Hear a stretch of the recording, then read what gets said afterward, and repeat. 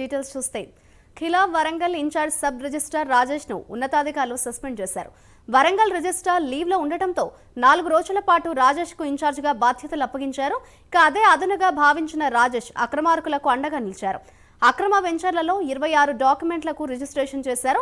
Deal కుదుర్చుకొని అక్రమంగా registration చేసిన విషయం ఉన్నతాధికారులకు తెలియడంతో రంగంలోకి దిగారు. వెంటనే ఇన్ఛార్జ్ సబ్ రిజిస్ట్రార్ ను సస్పెండ్ చేస్తూ ఉత్తర్వులు జారీ చేశారు. రాజేష్ ఇప్పటి వరకు చేసిన రిజిస్ట్రేషన్లు డాక్యుమెంట్లపై ఉన్నతాధికారులు విచారణ చేపట్టారు.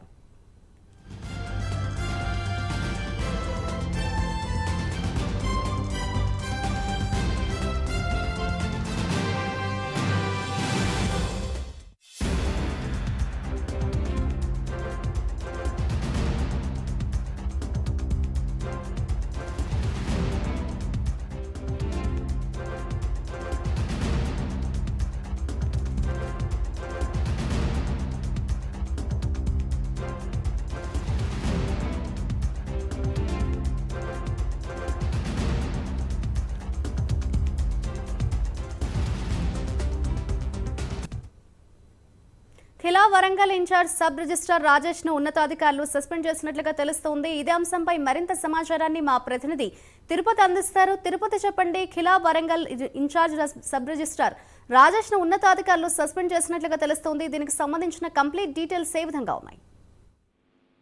వరంగల్ జిల్లా ఖిలా వరంగల్ ఇన్ఛార్జ్ సబ్ రిజిస్టర్ గా రాజేష్ 4 రోజుల పాటు బాధ్యతలు నిర్వహించారు.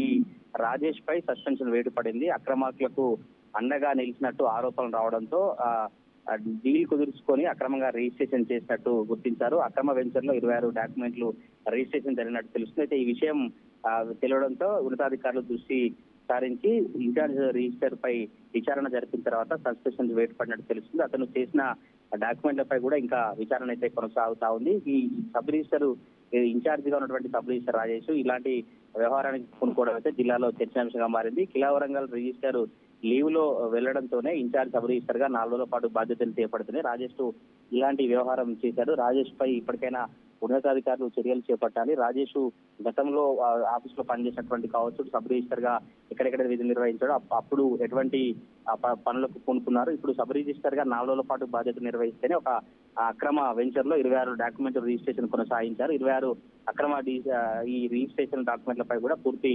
విచారణ జరిగిన తర్వాత ఇంకా సబ్ రిజిస్టర్ రాజేష్ ఎటువంటి రిజిస్ట్రేషన్ చేశారు, ఎట్లాంటి రిజిస్ట్రేషన్ ప్రక్రియ కొనసాగిన వివరాలు అయితే వెల్లడించే అవకాశం కనబడతా ఉంది. అండ్ తిరుపతి విచారణకు సంబంధించిన కంప్లీట్ డీటెయిల్స్ ఎప్పటి లోపల వచ్చే అవకాశం ఉందని అనుకోవచ్చు అంటారు?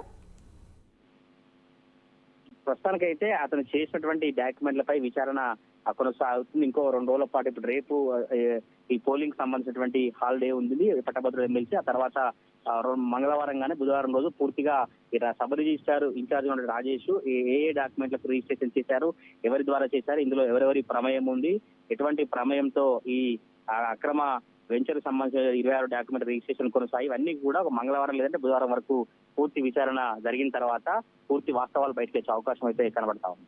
Right, thank you Tirupati.